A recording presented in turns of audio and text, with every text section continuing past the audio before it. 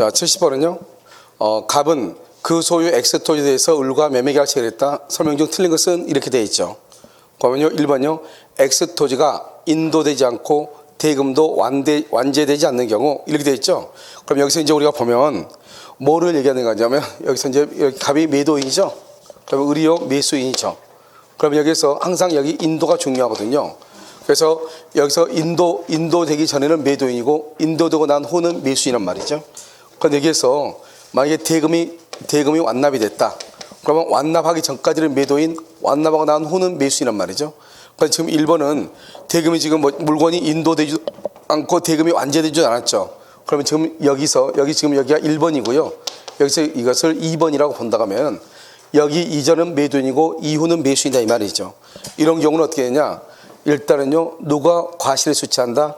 그것은 매도인이 과실을 수취하죠. 그래서 특별한 사정이 없는 한 을은 인도 의무 지체로 인한 손해배상을 할 수 없다, 청구할 수 없다 이 말이죠. 왜요? 그 말의 뜻은 뭐냐면 다른 말로 하면 이것은 매도인이 뭘 한다? 과실을 수취할 수 있다 이런 말이죠. 아시겠죠? 자, 2번요. 을이 대금 지급을 거절할 정당한 사유 거기를 줄고요. X토지를 미리 인도받았다. 그럼 봐봐요. 이 을은요. 목적물을 미리 인도받았죠. 미리 인도받으면 어떻게 하죠? 이때 과실을 수취하죠. 누가요? 매수인이 과실을 수취하고요. 인도받기 전에는 누가요? 매도인이 과실을 수취하죠. 그래서 X토지를 미리 인도받았더라도 대금에 대한 이자를 지급할 의무는 없다. 원래는요. 미리 인도받으면 여기서 잔금을 여기서 지급했다 이 말이죠. 그래서 잔금 1억이죠. 1억에 대한 뭐가 있어야 돼요? 이자요. 그래서 만약에 원칙적으로 한다면 을은요. 물건을 인도받죠. 인도받은 날부터 대금에 대한 이자도 같이 지급해야 돼. 그래서 잔금 1억 원하고 이자 1억을 같이 지급을 해야 된다 이런 말이죠. 그런데 여기에서 정당한 이유가 있다는 말의 뜻이 뭐냐면 이것은 이제 우리가 불안의 항변권이다 이렇게 해가지고요. 여기서 이렇게 이제 갑하고 을하고 이렇게 있잖아요. 여기서 을이요. 여기서 3월 1일 날 잔금 1억을 제공하려고 그래요. 그럼 제공하려고 했더니 이 을이 딱 봤더니요. 이 사람이 매도인은 나한테 팔았던 사람은 갑인데요. 여기요 등기부상이요. 등기부상 권리자는 A더라 이 말이죠. 그러면요. 매도인하고 등기부상 권리자가 전혀 다르죠. 그런데 만약에 을이요. 갑한테 이 돈 잔금 1억을 지급한다고 하면은 이런 을은 어때요? 등기부상 권리자는 A니까 잘못하다만 등기를 못 받을 가능성이 있겠죠. 그렇기 때문에 이때 을은요. 잔금 지급을 할 수 있다. 거절할 수가 있거든요. 이것을 항변권이라고 얘기하는 거예요. 원래 여러분요. 항변권이 있으면 채무 불이행이다 아니다? 아니죠. 알겠죠? 그래서 이런 경우 보면 미리 인도받았죠.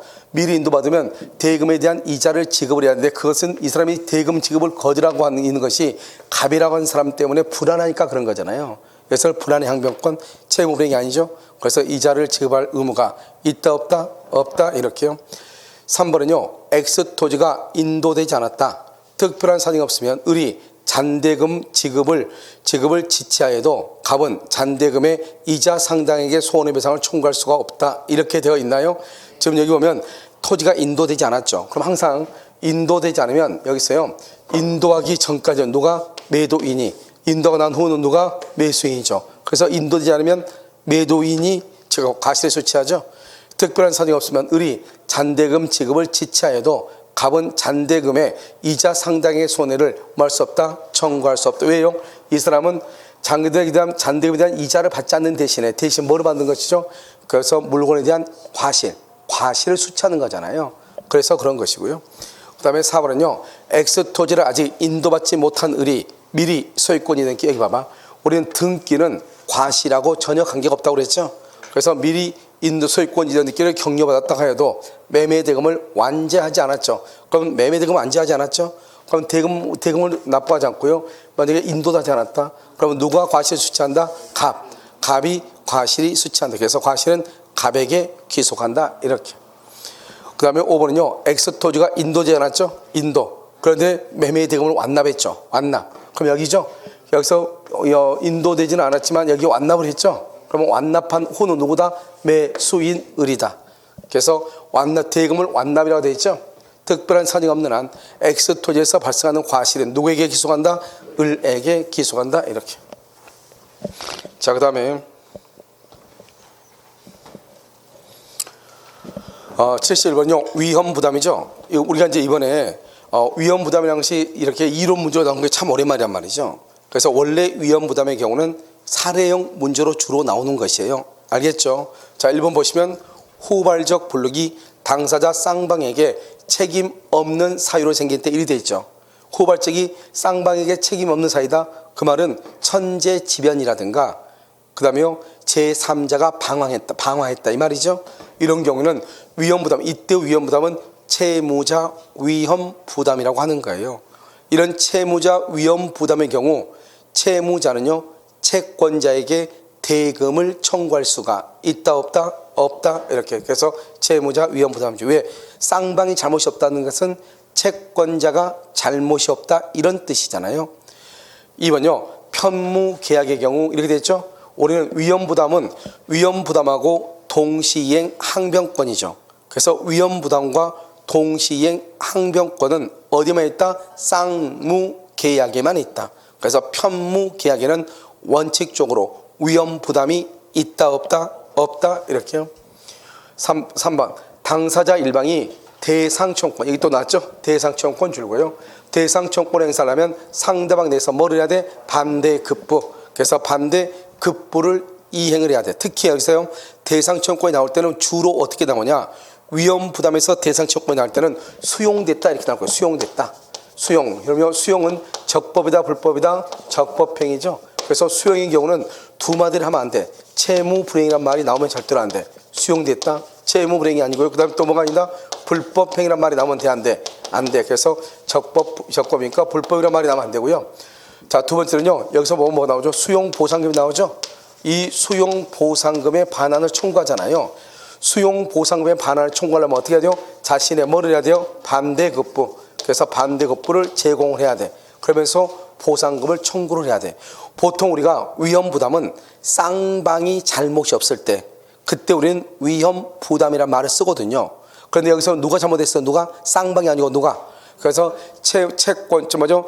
채무자 있죠? 채무자의 잘못이 있을 때도 여기요 대상 청구권을 인정하자 이런 학자들이 있어. 알겠죠? 그래서 여기서는 쌍방이 잘못 없을 때 주로 뭐다? 대상 청구권. 아시겠죠? 그 다음에 4번은요 당사자 쌍방의 귀책 사유 없는 이행불능으로 매매계약이 종료가 됐다. 그렇게 돼 있어요. 지금 여기 보시면 당사자 쌍방의 귀책 사유 없는 이행불능 이렇게 돼 있죠. 그러면 여기서 두 사람 다 잘못이 없다 이 말이죠. 천재지변이다. 그러면 제3자가 방화했다 이 말이죠. 그러면 매도인은 이미 지급받은 계약금을 뭘 해야 돼? 반환해야 된다. 그걸 채무자 위험 부담주의다. 이것을 우리는 뭐란다? 대가의 위험이다 이렇게 얘기해. 그래서 채무자는 채권자에게 대금을 말 수 없다, 청구할 수 없다 이런 말이죠. 5번은요 우리 민법은 무슨 위험부담주의? 채무자. 이 채무자 위험부담주의가 지금 보면 1번 있죠. 1번하고 4번이 바로 채무자 위험부담주의예요. 무슨 말인지 알겠죠? 그래서 우리나라는 채무자 위험부담주의 원칙이고요. 그리고 나서요 우리가요 채권자가 잘못한 경우가 있죠. 그래서 우리는 보통 그것을 채권자 위험부담주의라고 얘기를 하는데 사실 그것은 엄밀한 의미에서 위험부담은 아니에요. 알겠죠? 그래서 엄밀한 의미에서 위험부담은 1번과 4번과 5번 채무자 위험부담주의를 얘기하는 거예요. 무슨 말인지 아시겠죠? 정답 몇 번이다? 4번이요. 자, 72번 부동산 매매에서 환매특약이라고 나왔죠. 환매특약. 그래서 환매가 이번에 나왔기 때문에요. 환매가 연속적으로 2년 정도 나온 경우는 없죠. 그래서 올해는요. 올해 봤을 때 여러분 뭐를 보냐면 일단 위험부담이 나왔잖아요. 그 위험부담 같은 것은 거의 2년에 한 번씩 걸려서 나왔거든요. 알겠죠? 그래서 여기 환매 같은 경우도 한 번 나오면 다시 나오기 좀 힘들겠죠. 뭐 자주 큰 테마가 아니니까요.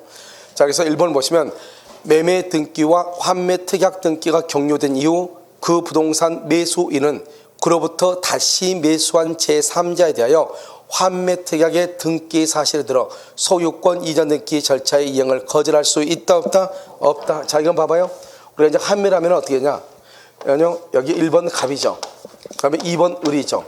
그 을한테 팔았죠. 그럼 어떻게 해야 돼요? 을한테 팔면서 어떻게 해야 돼? 동시에 2, 1 이래야 돼. 항상 우리는요 언제나 여러분 부기 등기로 해야 되는 경우가 있죠. 언제나 부기 등기. 어느 경우에 언제나 부기 등기를 해. 첫 번째 환매 특약. 또 여러분 우리가 뭐를 또 부기 등기로 할 수가 있냐면 여러분 을구 있죠, 을구. 그래서 제한 물권을 이전할 때, 아시죠? 부기등기로 하죠. 그 다음에 또 언제 부등기 하죠? 저당권 부채권. 저당권 부채권에 뭐를 설정할 때? 질권을 설정할 때 저당권 등기에 대해서 부기등기를 하도록 되어 있거든요. 그러니까 방금 누가 얘기했죠? 우리가 이거 가등기죠? 가등기도 부기등기에 의해서 뭐 할 수 있다? 이전할 수가 있거든요. 아시겠죠? 그런 것을 얘기하는데요. 여기서 이거 보면 이 을 앞으로 등기하면서 동시에, 항상 이게 중요하죠? 동시에요. 갑 앞으로 뭐를 한다? 환매 특약에 등기를 하는 거예요. 알죠? 환매 특약. 이렇게 환매 특약에 등기가 있어도 여기는 주등기고 이건 부기등기잖아요. 환매 특약은 부기등기에 불과한 말이죠. 그러니까요, 이 을은요, 환매 특약에 등기가 있어도 이것을 3번 병한테 처분할 수가 있는 거예요. 무슨 말인지 알겠죠? 그럴 때 이때 그다음에요, 여기 이제 4번이죠, 4번. 그러면 이 갑이라는 사람이 나중에 이 병이라는 사람한테 환매권을 행사를 해야 될 거 아니야, 갑이요? 이때 환매권을 행사할 때는 채권적 청권이다, 물권적 청권이다. 뭐라고 한다? 우주청권, 채권적 청권이라고 한다, 이 말이죠. 왜요? 지금 갑이 을한테 팔았죠. 누가 지금 현재 소유자? 을이죠. 을이죠? 갑은 더 이상 소유자가 아니죠? 을이 다시 병한테 팔았죠. 지금 현재 누가 소유자? 병이 소유자죠? 갑은 소유자도 아니다. 아니죠. 소유자가 아니니까 물권이 아니죠. 그래서 채권적 청권이다. 이렇게 얘기를 하는 거예요. 무슨 말인지 알겠죠? 그러니까요, 이 을은 환매 특약에 등기가 있다고 해서 병한테 등기를 거절하면 된다, 안 된다? 안 된다. 이렇게. 그래서 환매 특약의 등기 사실을 들어 소유권 이전 등기 절차의 이행을 거절할 수 없다. 2번, 환매 기간을 정한 때에는 이렇게 돼 있죠? 환매 기간을 정할 때는 다시 뭐하지 못한다? 연장하지 못한다. 아주 중요해. 시험에 잘 나오죠? 근데 똑같은 부동산 환매의 경우인데 똑같은 부동산 환매인데요. 5년이죠? 비슷한 것이 뭐가 있다? 공유물 분할 금지 특약이죠. 이 공유물 분할 금지 특약도 몇 년이다? 5년. 연장할 수 있다, 없다? 있다. 근데 부동산 환매는 연장이 된다, 안 된다? 안 된다. 이렇게. 4번, 매도인이 환매 기간 내, 여기 중요하죠? 환매 기간 내 환매의 의사표시. 환매 의사표시 뭐죠? 형성권이죠? 그는 환매에 의한 권리취득의 등기를 하지 않아도 그 부동산을 가압류 집행한 자에 대해서 권리취득을 주장할 수 있다. 맞아요? 권리취득을 주장할 수 있다. 만약 틀려. 이러면 우리가 봐봐요. 환매 권리취득의 등기를 뭐다? 대항력이 발생하죠. 등기는요. 알겠죠? 근데 등기를 지금 했어, 안 했어? 안 했죠. 아직 소유권 취득했다, 안 했다? 안 했다. 그래서 가압류권자한테 주장할 수 있다, 없다? 없다. 이렇게. 그 다음에 4번은요, 환매 기간에 관한 별도의 약정. 여기 지금 부동산 환매라고 그랬죠? 그래서 부동산 환매니까 별도의 약정에서 몇 년이다? 5년. 환매 특약은 언제 한다? 매매 계약과 어떻게? 동시 이렇게. 정답 몇 번이다? 정답 3번이요? 몇 번? 3번이요? 이렇게. 자요, 건물 전세권자와 건물 임차권자 모두에게 인정됐어요. 이런 것이 조금 어려울 수 있어, 조금. 그러니까 건물 전세권자하고 임차권자가 다 인정된다, 이 말은 전세권하고 임차권을 다 알고 있어야 된다, 이 말이잖아요. 자, 여기 봐봐요. 유익비죠. 그럼 유익비는 전세권자나 임차인이나 다 유익비는 있어. 그래서 옆줄 긋고, 필요비 상환 청구권은 임차인만 있다. 필요비 상환 청구권은 임차인만 있어. 누구는 없다? 전세권자는 없다. 이런 말이죠. 자요, 여기 부속물이죠. 여러분, 건물 전세권자와 임차인한테는 다 부속물 매수 청구권이 있어요. 알겠죠? 부속물 매수 청구권 둘 다 있어.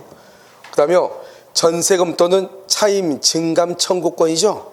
마찬가지로요, 건물 전세권자와 건물 임차인 다 한 사람은 전세금 증액 감액, 차임 증액 감액 청구권이 다 있단 말이죠. 그래서 보통은 전세권자는 감액을 청구할 것이고, 그 다음에 임차인도 감액을 청구하겠죠. 알겠죠? 차임 증감 청구권이 있다. 이렇게. 정답 몇 번이다? 5번이다. 이렇게. 자, 74번이요. 임차인 갑이 임대인에게 지상물 매수 청구권 행사. 이게 났죠? 이게 참 오랜만에 났죠? 오늘 지금 한 3년 넘게요. 3, 4년 넘게요. 지상물 매수 청구권이 안 나왔어요. 지금까지는 다 뭐가 시험에 나왔냐? 부속물 매수 청구권하고 비용 상환 청구권이 계속 났단 말이죠. 알겠죠? 그래서 여기 보면 지상물 매수 청구권이 참 오랜만에 나왔죠. 자, 1번 보세요. 갑의 매수 청구가 유효하려면 이렇게 돼 있어요. 갑의 매수 청구가 유효하려면 을의 승낙, 갑이 누구죠? 갑이 임차인이죠. 임차인을 봐봐. 여기 줄거. 지상물 매수청권 줄거. 줄었어요? 자, 청구권 앞에 매수 동그라미 매수. 이걸 뭐란다? 형성권이죠. 형성권. 다 이콜하고 일방적 의사표시. 일방적. 여러분 일방적이란 말이 뭐다? 상대방의 동의를 받아 안 받아? 안 받아. 그래서 지상물 매수청구는 청구권 앞에 매수란 말 있죠? 그래서 매수란 말 있으니까 상대방의 동의를 받지 않는 거예요. 이런 점 무슨 말인지 알겠죠? 그래서 상대방의 동의를 받지 않아요. 그러니까요, 갑의 매수 청구가 유효하려면 의뢰 승낙 필요 없어요. 형성권이기 때문에 일방적 의사표시로 행사할 수 있다 이런 말이죠. 자, 2번은요. 건축 허가를 받은 건물이 아니라면 이렇게 됐죠. 이걸 뭐란다? 무허가 건물이죠. 자, 여러분요, 여기요. 무허가 미등기. 이거 중요하죠? 무허가 미등기 건물이 적용되는 거 세 가지가 있어. 뭐가 있어? 무허가 미등기인데 적용되는 것이 있어. 뭐가 있어? 무허가 미등기. 뭐가 있죠? 주택임대차 보호법. 주택임대차 보호법 이렇게. 두 번째는 법정지상권. 법정지상권이 생기면 무허가 건물도. 그 다음에 뭐가 있다? 지상물 매수청권 이렇게. 지상물 매수청권 이렇게. 알겠죠? 그래서 지상물 매수청권, 법정지상권, 주택임대차의 경우는 무허가 미등기 건물도 된다 이런 말이에요. 지금 무슨 말인지 알겠죠? 그래서 이것을 여러분 봐야 돼. 됐죠 지금? 자, 그 다음에요. 여기 3번은요. 갑소유 건물이 을이 임대한 토지와 제3자 소유 토지 위에 걸쳐서 건립된 경우 갑은 건물 전체 그거는 안 돼. 우리가 여러분요 여기서 중요한 것이 뭐예요? 여기서 중요한 것은 뭐를 얘기한다? 우리가요 지상물 매수를 청구하잖아요. 그럼 여기서 이렇게 돼 있죠. 여기서 여기요 갑의 토지하고 여기요 A 토지하고 여기 전체에 걸쳐서 이렇게 뭐가 있다? 건물이 이렇게 있잖아요. 무슨 말인지 알겠죠? 그러면 우리가 지상물 매수를 청구할 때는 갑의 토지에 해당하는 부분이 구분 소유의 객체가 되면 이 부분만 매수를 청구할 수는 있어도 건물 전부에 대한 매수 청구는 된다 안 된다? 안 된다 이 말이죠. 그래서 우리는요 어떻게 하는 것이다? 여기서 보면 건물 전체 그건 안 돼. 알겠죠? 어느 부분만 구분 소유의 객체가 되는 부분에 한해서 구분 소유의 객체 즉 뭐냐면 우리가요 이 갑의 토지하고 A 토지 위에 걸쳐서 건물이 있을 때 갑의 토지에 해당하는 부분에 대해서 구분 소유를 해가지고 매수 청구를 할 수가 있어도 건물 전부에 대해서 매수 청구는 된다 안 된다? 안 된다. 아주 중요하죠? 그래서 3번 틀렸죠. 그 다음에 4번은요. 임대차가 갑의 채무불이행. 채무불이행 줄고요. 우리가 채무불이행 그러면 두 가지가 안 돼. 채무불이행 그러면 뭐뭐가 안 된다? 첫 번째 지상물 매수 청구. 두 번째 부속물 매수 청구. 그래서 지상물 매수 청구와 부속물 매수 청구의 경우는 뭐가 안 된다?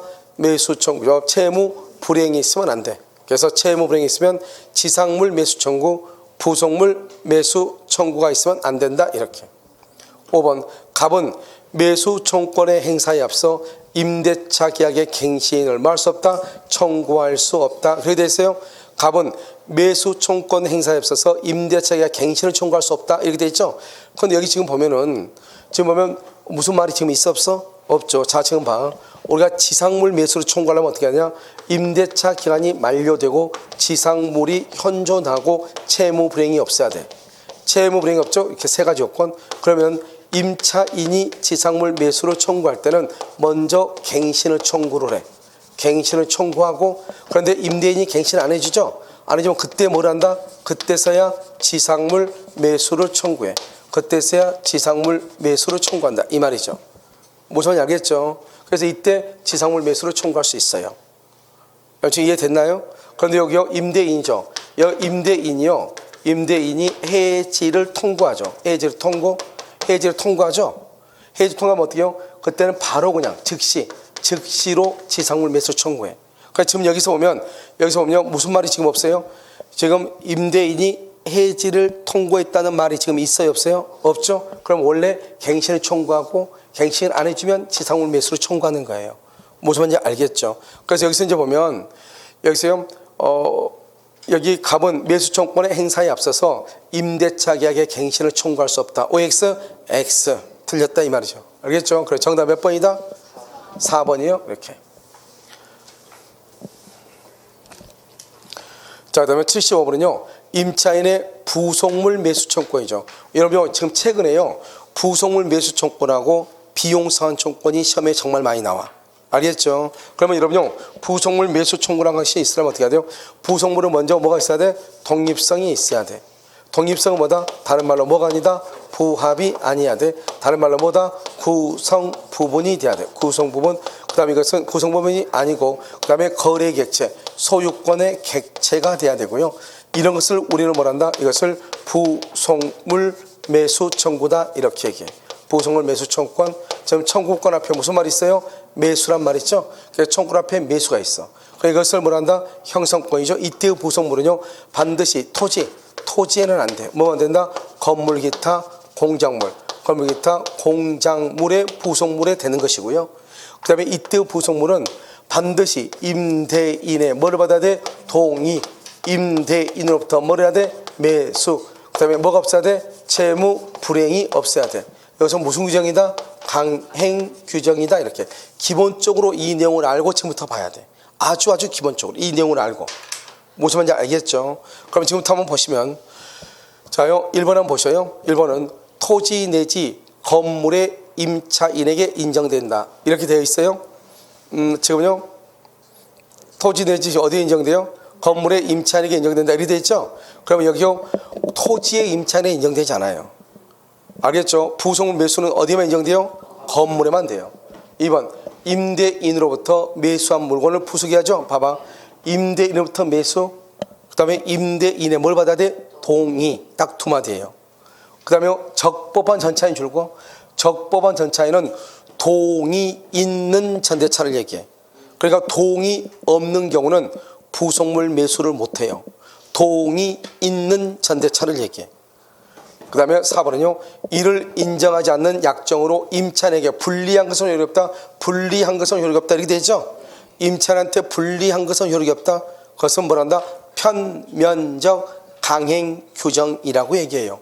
그럼 반대로 얘기하면 임차인한테 뭐한 것은 유리한 것은 효력이 있다. 이 말이죠. 알겠죠? 유리 이렇게. 자, 5번. 오로지 임차인의 특수목적 줄고요. 임차인의 특수목적, 예를 들어서 사진관 플러스, 그 다음에 사진관 영업시설인데 그게 뭐냐? 그 조명, 사진관 조명시설. 이 사진관 조명은 오직 사진관의 영업을 하기 위해서만 필요한 거지 다른 사람한테는 전혀 필요가 없는 거잖아요. 그런 것들은 부속물이다. 아니다. 대상이 될 수 없다. 이렇게. 무슨 말인지 알겠죠? 이것을 부속물 매수, 가장 쉽게 간단하게 해서 나온 것 중에 하나가 되겠죠. 최근에요, 부속물 매수 청구권이 몇 년째 지금 나오고 있어. 아시겠죠? 근데 여기 75 정답 몇 번이에요? 1번이요? 자, 76번. 갑이 그 소유 X주택에 거주하려는 을과 존속기간 1년의 임대차 계약을 체결한 경우, 이렇게 되어 있죠. 지금 여기 보면 을과 지금 존속기간 몇 년이죠? 줄거 1년이죠. 그걸 뭐라고 해서 주택이죠. 항상 여러분 주택이란 말이 나오면 여기 봐봐. 여기 지금 주택임대차 보호법이란 말이 지금 있어요, 없어요? 있든 말든 관계없이 주택임대차 보호법이 민법의 특별법이에요. 그러니까 주택이란 말이 딱 나오면 뭐죠? 주택임대차 보호법을 먼저 적용을 하는 거예요. 알겠죠? 1번. 을은 2년의 기간을 말 수 있다. 주장할 수 있다. 그러면 2년 미만이나 기간의 정함이 없을 때는 몇 년으로 본다? 2년으로 본다. 2번. 을은 1년. 을이 누구죠? 여러분 봐봐. 지금 존속기간 1년이니까 갑이 그 소유 X주택이니까 갑은 임대인이고 을은 임차인이죠. 그러면 임차인은 어떻게 한다? 2년 미만으로 정한 경우는 2년 미만의 기간을 주장할 수도 있고 2년을 주장할 수도 있죠. 그러니까 만약에 1년이다. 그러면 1년을 주장할 수도 있고 2년을 주장할 수 있죠. 그런데 임대인은 반드시 1년 살아라, 2년 살아라 할 수 있다, 없다 이 말이죠. 그래서요, 을은 1년의 존속기한이 유효함을 주장할 수 있죠. 여기다 써. 여기 두 개를 묶어. 이것은 을의 선택이에요. 쓰고 옆에 쓰고 뭐라 쓰냐? 갑은 선택권이 없다. 갑은 선택권이 없어. 을이 선택한 대로 따라가는 거예요. 3번. 을이 몇 기의 차임에 따라도 2기. 이게 바로 뭐냐? 써. 상가는 몇 기? 3기라고. 상가는 3기. 그런데 주택임대차는 말이 없어. 말이 없으면 민법의 임대차로 가. 그런데 민법의 임대차가 몇 기다? 2기란 말이죠. 알겠죠? 그래서 여기 2기의 차임에게 달하도록 차임을 차임을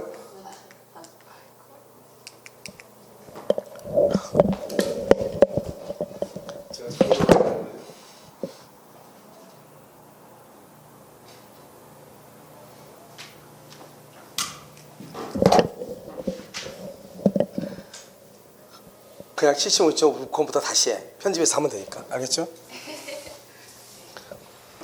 자요, 76권 보도록 하겠습니다. 갑이 그 소유 X주택에 거주하려는 을과 전속기간 1년 줄고요.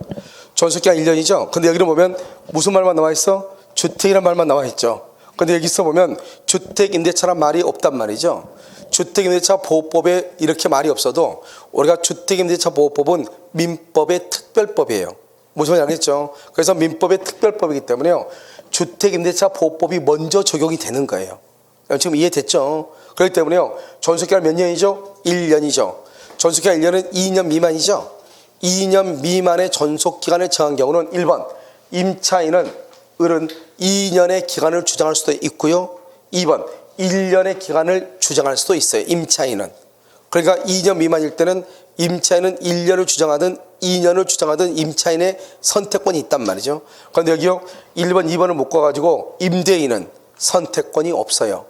선택권이 없으니까 어떻게 한다? 임차인이 1년 살다 나간다 하면 알았어요. 2년 살다 나간다 그럼 알았어요. 이렇게 해야 돼. 그래서 임대인은 선택권이 없고 누구에게만 선택권이 있다? 임차인에게만 선택권이 있다 이 말이죠.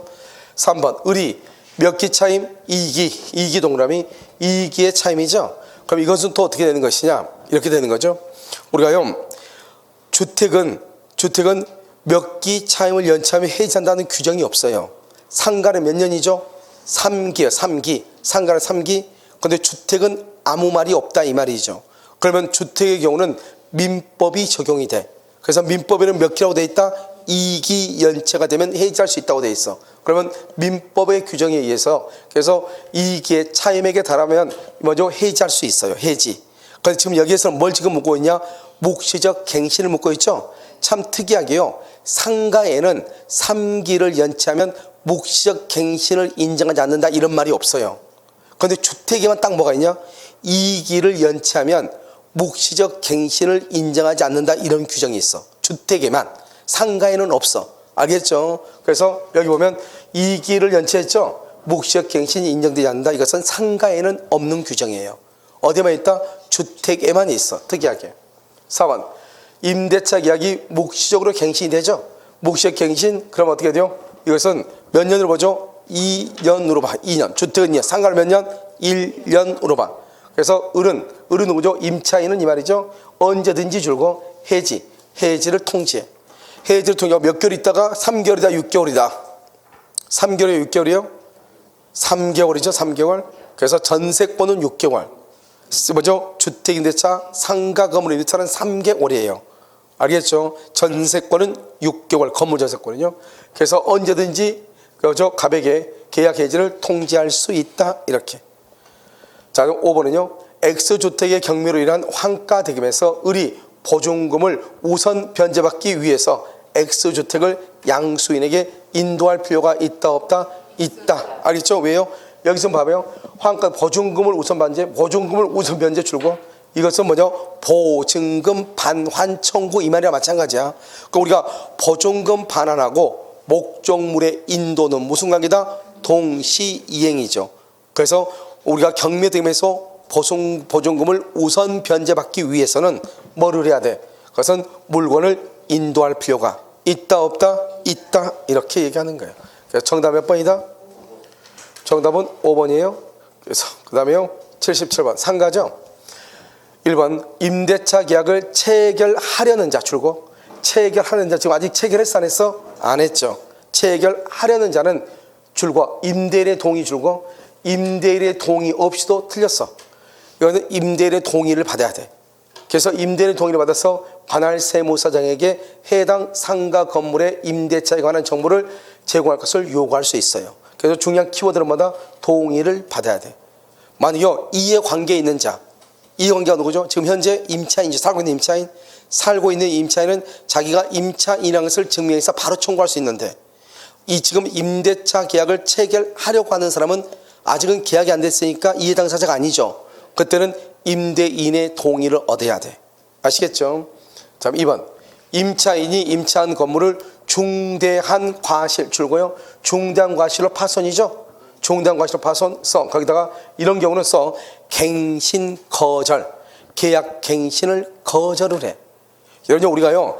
계약의 갱신을 거절 사유에 해당하면 계약 갱신 거절 사유라고 써. 거절. 갱신 거절 썼죠? 갱신 거절 사유라고 써. 사유. 옆줄 긋고 권리금 보호액스. 갱신 거절 사유에 해당하면 권리금을 보호하지 않아도 돼요. 알겠죠? 지금 우리가 봐봐요. 여기요. 중대한 과실로 파손됐죠? 만약에 경과실로 파손되면 어떻게 돼? 갱신을 거절할 수 없죠. 갱신을 거절할 수 없어? 그러면 권리금을 보호할 수 있다 이 말이죠. 그런데 그건 중대한 과실이죠. 고의나 중대한 과실로 파손하죠. 그러면 갱신 거절을 할 수 있어. 갱신을 거절할 수 있는 경우는 권리금 보호가 된다 안 된다? 안 된다. 그래서 권리금 보호가 안 되는. 그래서 권리금 회수 기회를 보장할 필요가 없다 이렇게. 그 다음에 3번. 임차인은 임대인에게 갱신을 요구할 수 있으나 전체 기간이 몇 년? 10년. 왜 7년이나 했는지 모르겠어요. 5년, 차라리 5년이나 가지. 알겠죠? 자, 4번. 임대차가 종료한 후 보증금이 반환되지 않을 때는 임차인은 관할 세무서에 임차권 등기 명령 신청할 수 있다. 우리가 임차권 등기 명령 줄고, 여러분 임차권 등기 명령은 어디에다 청구한다? 그것은 법원에 청구해. 법원. 임차권 등기 명령 어디에 청구해? 법원에 청구하는. 법원. 알겠죠? 그래서 어디 법원에 청구한다? 어디 법원에? 무슨 지방법원? 그게 중요한 거. 앞에가 더 중요해. 임대인의 주소지, 임차인의 주소지, 건물 소재지. 어디? 건물 소재지 지방법원이에요. 우리 시험에는 뭐라 나왔어? 우리 시험에는 임대인의 주소지. 그렇게 나왔다면 우리 시험에는 임대인의 주소지에 임차권 등기 명령을 신청한다. OX, X, 건물 소재지 지방법원 이렇게. 그다음 5번. 임대차 계약이 묵시적으로 갱신이 되죠. 임차인의 계약 해지의 통고가 있으면 즉시 해지의 효력이 발생한다. 이렇게 돼 있어요. 다시 봐봐. 임대차 계약이 묵시적으로 갱신이 되죠. 그러면요, 임차인의 계약 해지의 통고가 있으면 그렇게 돼요. 즉시로 해지된다. OX. 여러분 봐봐. 상가죠. 상가 봐봐. 묵시적으로 갱신 줄고. 그러면 1년이야. 1년.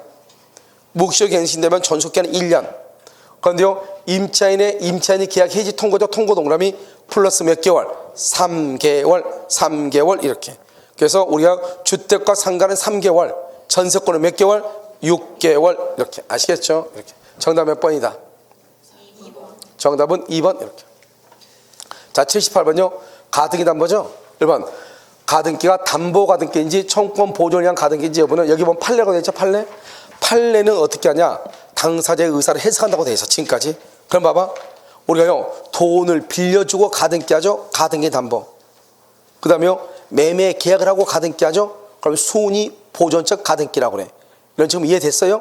그런데 여기 보면 가등기 여부는 등기부상 표시를 보고 결정을 하는데 문제는 지금 현재는 어떻게 하고 있냐?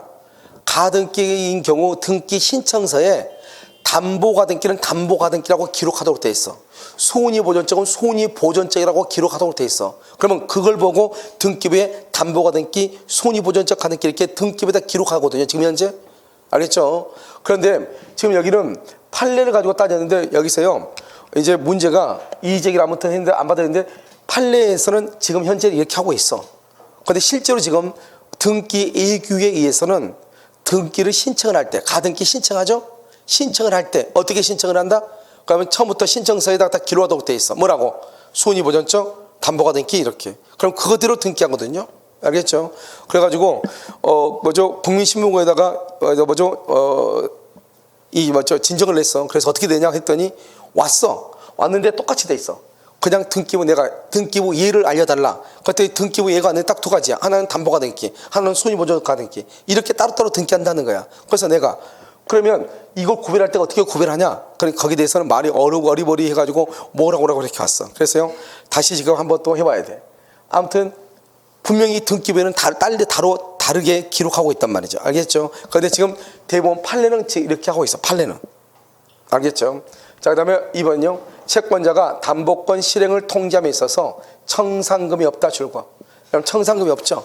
그러면 없다는 뜻을 뭐 해야 돼? 통지해야 돼. 그래서 그 뜻을 통지 안 해도 된다. OX, X 그 뜻을 통지해야 돼. 2번 틀렸죠?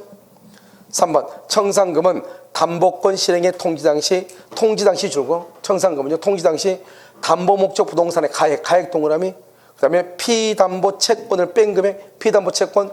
여기서 중요한 것은 피담보 채권에서 써. 거기다가 후순위 권리자의 채권은 후순위 권리자의 채권은 포함 X. 후순위 것은 포함하지 않아. 뭐만 포함한다? 여기 봐봐. 여기 선순위 담보권이 있으면 피담보 채권에게 선순위 담보로 담보한 채권에 그만한다? 포함시킨다 이 말이죠. 알겠죠? 포함시킨다 이렇게. 그래서 여기서 보면 포함시킨다 이렇게. 그래서 3번이 맞죠? 여기 보면 4번은요. 여기 보면 등기부상 표시를 보고 결정한다 그랬죠. 아까 내가 그랬죠. 판례는 당사자의 의사 표시를 해석한다 이렇게. 그러니까 지금 현재는요. 등기부에 보면은 옛날에는 이렇게 돼 있단 말이죠. 2010년 이전에는 등기부에 뭐라고 되냐? 그냥 다 가등기로만 돼 있어. 다 가등기. 이 가등기가 무슨 가등기인지 모르잖아요. 그러니까 물어봐야 되는 거예요. 당사자한테. 왜 가등기였냐고. 그런데요. 지금은 가등기가 방금 내가 얘기했죠. 뭐라고 표시된다? 손위보존적 가등기, 담보가등기 이렇게 구별이 되거든요. 알겠죠? 그래서 지금 여기 1번이요. 문제가 되는 것이에요. 무슨 말인지 알겠죠? 그런데 아무튼 판례에 따른다 그러면 어쩔 수 없죠. 판례는 뭐한다? 당사자의 의사표시를 가지고 뭐죠? 당사자의 의사표시를 해석한다 이렇게 돼 있으니까. 자, 그 다음에 여기 한번 봐봐요.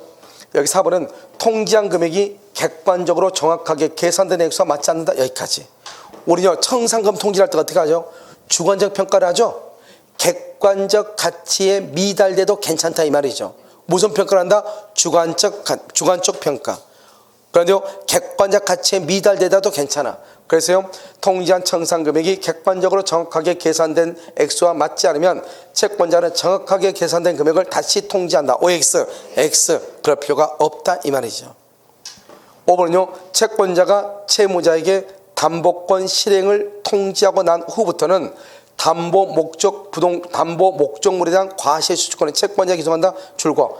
과실수취권은 채권자에게 귀속. 여기까지 했어요. 써. 거기다가 청산 절차가 종료되면 이렇게 청산 절차가 종료되면 과실수취권이 채권자한테 가는 것이지 여기요 담보권 실행 통지를 했다가 되는 게 아니라고. 담보권 실행 통지를 하죠. 통지하면 통지가 도달한 날로부터 다시 몇 개월 기다려? 2개월을 기다리고 그 다음에 청산기간이 종료하죠? 그러면 청산금을 지급해야 돼. 이때 청산 절차가 종료하는 거라고. 무슨 말인지 알겠죠? 그러니까 실행의 통지와 청산 절차 종료라고 하는 것은 같은 말이다? 틀린 말이다? 틀린 말이다? 이렇게 아시겠죠? 정답 몇 번이다? 3번이죠? 자, 79 집합건물이요.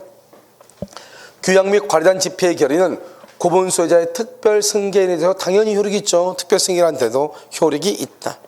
그 다음에 구분 소유 건물의 공용 부분 줄고 공용 부분에 관한 물권의 득실 변경 등기한다 안 한다 등기를 하지 아니한다. 득실 변경. 그래서 이런 봐봐요. 등기는 우리가 공용 부분 봐봐. 공용 부분이란 말이 나오잖아요. 이 공용 부분은 첫 번째 전유 부분과 뭐 할 수 없어요? 분리 처분이 안 돼. 분리 처분 따로 안 돼요. 그럼 별도로 등기한다 안 한다? 등기하지 않아. 그럼 별도로 등기하지 않으니까 뭐가 안 돼요? 공용 부분은 취득쇼가 안 돼. 우리가요 뭐라고 그랬죠? 취득쇼는 두 가지 요건을 갖춰야 되죠.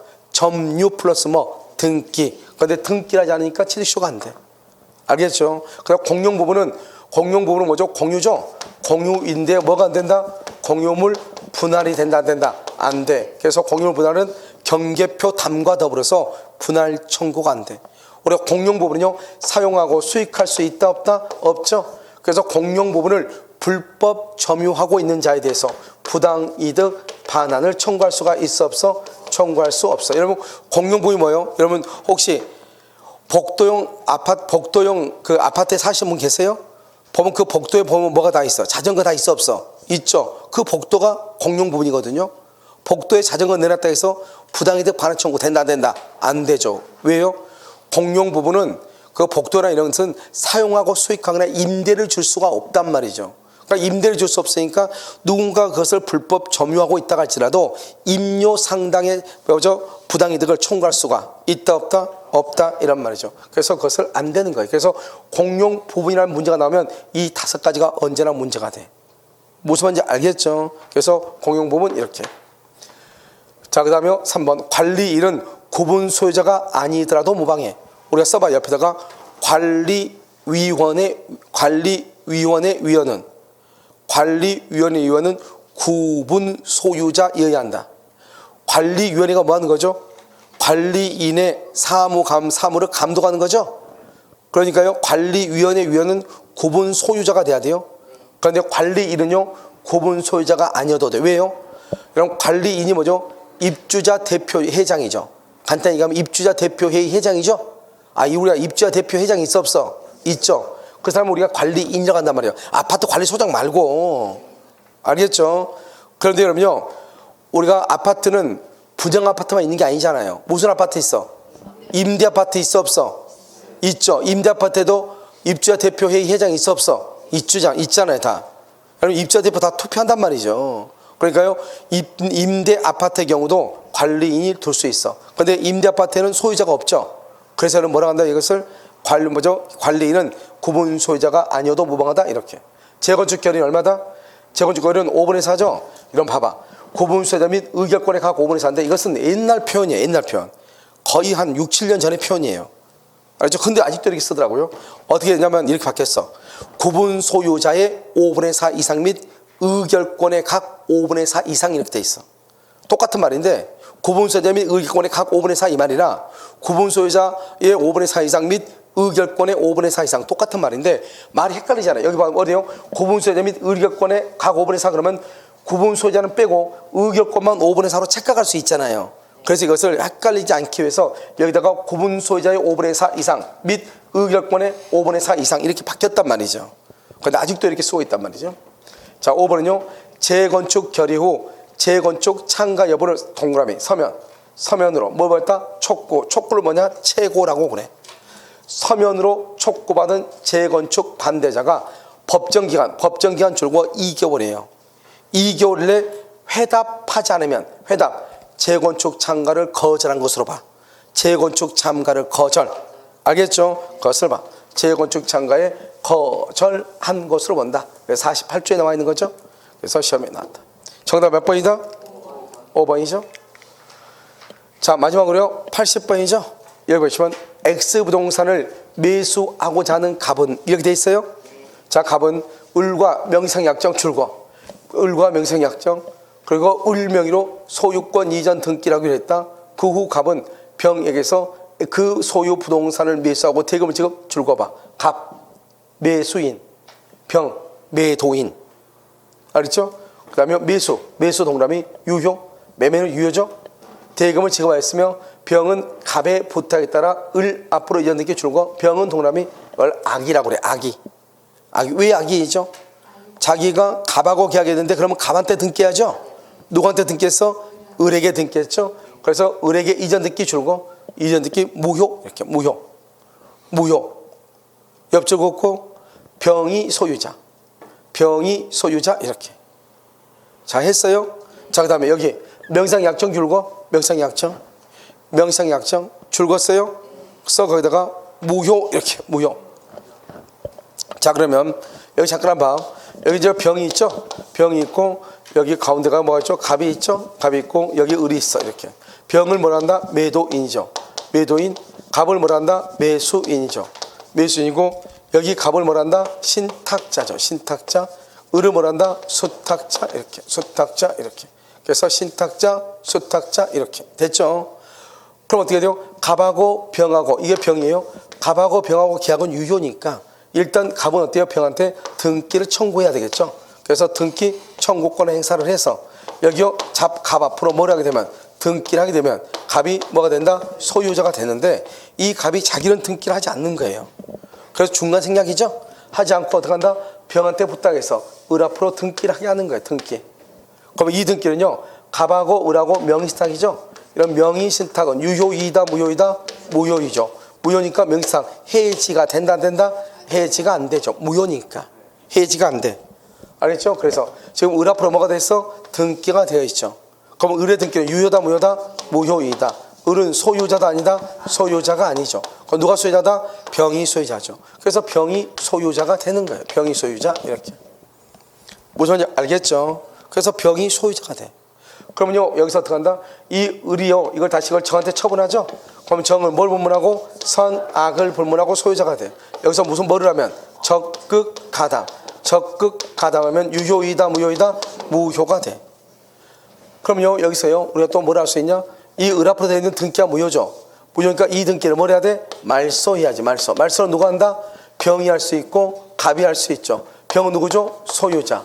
갑은 누구다? 소유자가 아니죠. 소유자가 아니니까 어떻게 하고? 병을 대위에서 말소하고, 병은 어떻게 하고? 직접 말소를 청구하고, 이렇게 말소 청구할 수 있다 이 말이죠. 그 다음에 여기서 봐봐요. 지금요 이 을이 정한테 이걸 처분하죠. 을이 정한테 처분하면 병은 손해가 있어요, 없어요? 손해가 없죠. 왜 손해가 없다? 병은 갑한테 매매 등을 다 받았죠. 그러니까 을이 정한테 처분해서 정이 소유권을 취득하면은 갑이 손해를 볼 수는 있어도 병이 손해를 볼 수는 없다 이런 말이죠. 자, 두 번째는요. 이때요 이 갑하고 을하고 명의상이 무효가 돼서 을 앞으로 등기가 무효다 이 말이죠. 무효죠. 그럼 이러면 어떻게 돼요?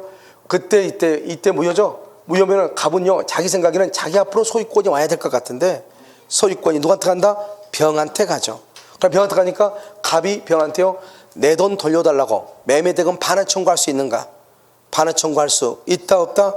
없다 이 말이죠. 없다. 그럼 어떻게 한다? 갑은 병에게 뭘 한다? 갑은 병에게 뭐를 해? 등기를 청구해가지고 자기 앞으로 등기를 가져오면 소유자가 되는 것이지. 알겠죠? 매매계약 자체가 유효인데 매매대금을 반환해 달라고 하면 안 된단 말이죠. 아시겠죠? 그 다음에 이 을이요 자기 것도 아니죠. 자기 것도 아닌데 정한테 처분했죠. 그럼 어떻게 한다? 이 을은 갑하고 관계에서 을이 갑과의 관계에서 횡령죄가 된다 안 된다? 횡령죄가 안 된다 이 말이죠. 그래서 을은 갑과의 관계에서 횡령죄가 되지 아니한다. 왜? 우리는 횡령이 되려면 타인의 재물을 점유하는 자가 돼야 돼. 그런데 지금요 이 병은 자기 앞으로 되어 있는 등기가 을은요 자기 앞으로 되어 있는 등기가 유효이다, 무효이다? 무효인 등기고 첫 번째요. 지금요 갑하고 병 중에서 누가 소유자다? 병이 소유자지 갑은 소유자다 아니다? 아니죠. 그래서 이 을이 설령 이 등기가 을 앞으로 되어 있으니까 그냥 그 등기를 유효로 본다 치더라도 지금요 이 을은 갑의 것을 가지고 있는 것이 아니죠. 누구 것이다? 병의 것이죠. 그래서요 우리는 횡령이 되려면 타인의 재물을 점유하는 자가 그것을 반환을 거절하거나 또는요 자기가 먹어버리니까 영득하는 것을 횡령이라고 한단 말이죠. 그런데 지금 이 을은 갑과의 관계에서는 갑의 재물을 보관하는 자다 아니다? 아니죠. 알겠죠? 누구 것이다? 논리적으로 보면 누구 것이다? 병이죠. 병. 아시겠죠? 이거. 자 1번 갑과 을 사이의 명시상 출거 명시약정 무효. 3번 2번 갑은 을을 상대로 부당이득 반환을 원인으로 한 소유권 이전 등기를 말할 수 있다? 구할 수 있다. 맞아요? 갑은 을을 상대로. 왜요? 을이 지금 자기가 자기 건데요 원칙적으로 자기가 왔을 땐 갑의 거잖아요. 을이 그걸 병한테 처분했잖아요. 그럼 처분하면 뭐가 나온다? 매매대금이 나오겠죠. 매매대금. 그 매매대금을요 실질적으로는 지금 누구 거다? 을이 한 사람이 그거 내 거니까 나한테 달라 이렇게 하고 있다 이 말이죠 지금. 알겠죠? 3번 갑은 병을 상대로 소유권 이전 등기를 말할 수 있다? 청구할 수 있다. OX X 안 되죠. 왜요? 지금 여기요 갑은 소유권 이전 등기를 뭐 할 수 있다? 청구할 수 있다. 갑은 병한테 알겠죠? 여기요 갑이 을한테는 안 되죠. 갑이 을한테는 안 돼. 누구한테는 된다? 병한테는 된다 이 말이죠. 4번 갑은 병을 뭘 해서? 대위에서 뭐 할 수 있다? 말소할 수 있다 이렇게. 자 4번 5번 갑과 을 간의 명상 약정 사실을 알고 있는 정 이렇게 됐죠. 그래서 알고 있는 정이 만약에 소유권 취득하죠. 등기를 가져오죠. 등기를 가져오면 무조건 뭘 한다? 소유권을 뭐 할 수 있다? 취득할 수 있다 이런 말이죠. 무슨 말인지 알겠죠? 그래서 이제 다시 이제 봐. 이게 이제 중간 생략인데요. 중간 생략은 이렇게요. 이 병이죠. 병이 진정한 소유자예요. 알겠죠? 그럼 여기 봐봐. 여기 갑이죠. 갑이라는 사람이 뭐죠? 신탁자죠. 알겠죠? 여기 누구죠? 이 을이 뭐죠? 수탁자죠. 그러니까 이 을은 갑하고 을 사이에서는 명sak 자체가 무효예요. 그러니까 무효니까 실질적으로 갑은 을한테 등기를 청구할 수가 있어요, 없어요? 없는 거예요. 우리가요, 등기를 청구할 수 없으니까 을이 병한테 처분하게 되죠. 을이 병한테 처분하면 을은 갑과의 관계에서 횡령죄도 돼요, 안 돼요? 안 된다 이 말이죠.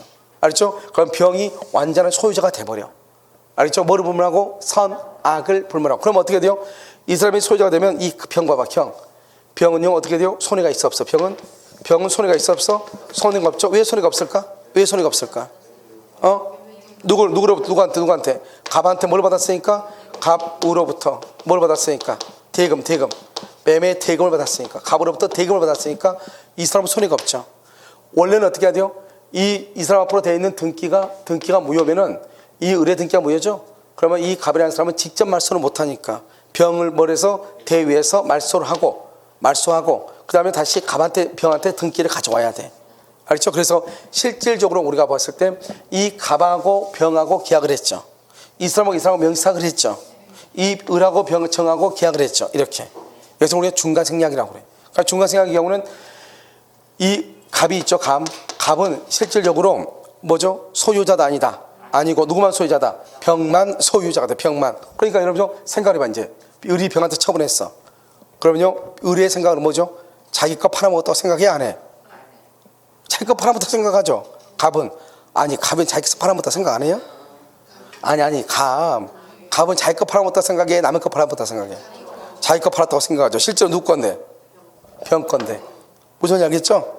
그래서 이 사람은요 자기 거 팔아먹었다고 생각하죠. 을이 누구한테? 정한테. 그래서 실질적으로요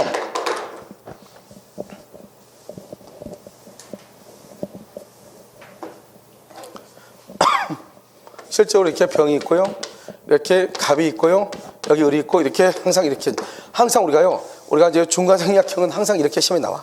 알죠? 갑을병정. 알겠죠? 그래서 갑을병정까지 나올 수밖에 없어. 그랬을 때요, 이때 항상 이 갑이라는 사람이 중요한데, 여기서 보면 갑과 을 사이에서는요 언제나 명삭이 무효인데요, 갑이 을을 상대로 등기 청구할 수 있어 없어? 없다. 알겠죠? 그래서 등기를 청구를 못하는 거예요. 누가? 자기는 소유자도 아니니까. 그것만 알면 돼.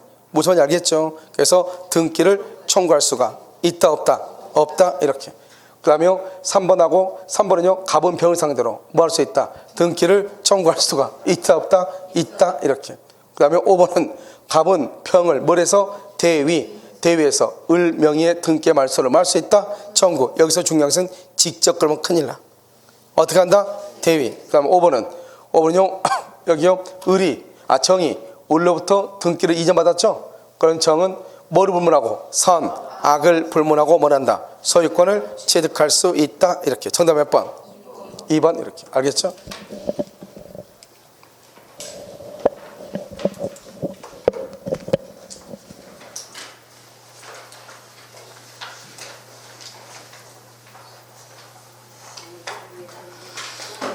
여러분 자료가 여기까지밖에 없어가지고요. 여러분 토요일 날 있죠? 토요일